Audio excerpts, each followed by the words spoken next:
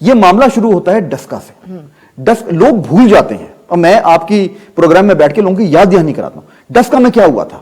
P T I کا جو سارا کیس ہے الیکشن کمیشن کے اگینسٹ, وہ کیا ہے کہ انہوں نے ڈسکا میں ہمیں دھاندلی کرنے کیوں نہیں دی. بالکل ٹھیک ہے, بڑا اچھا آپ کا سوال ہے, لیکن اس میں پھر سے واپس ریورٹ کروں گا وہی چیز کہ پہلے تھوڑا سا معاملے کی گہرائی میں جاتا ہوں.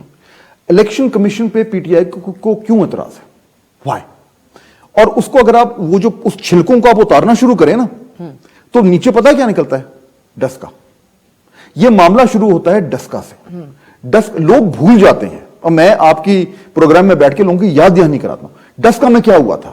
پی ٹی آئی کی پنجاب میں گورنمنٹ تھی, پنجاب ڈسکا میں بائی الیکشن ہوا, اس میں پی ٹی آئی کی گورنمنٹ کے تحت لوگ آئے, پورا عملہ اٹھا کے لے گئے الیکشن کا, دھاندلی ہوئی, الیکشن کمیشن نے انکوائری کی, وہ ثابت ہوا کہ دھاندلی ہوئی ہے, پھر سے الیکشن ہوا, پی ٹی آئی ہار گئی.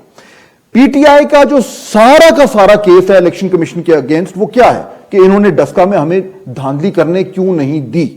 دیکھیں نا, یہاں سے بات شروع ہوتی. پھر اس کے بعد کیا آتا ہے, وہ جو مشینیں لگوا رہے تھے یہ, اور اس کے بعد تھا وہ سینٹ کی الیکشنز کا.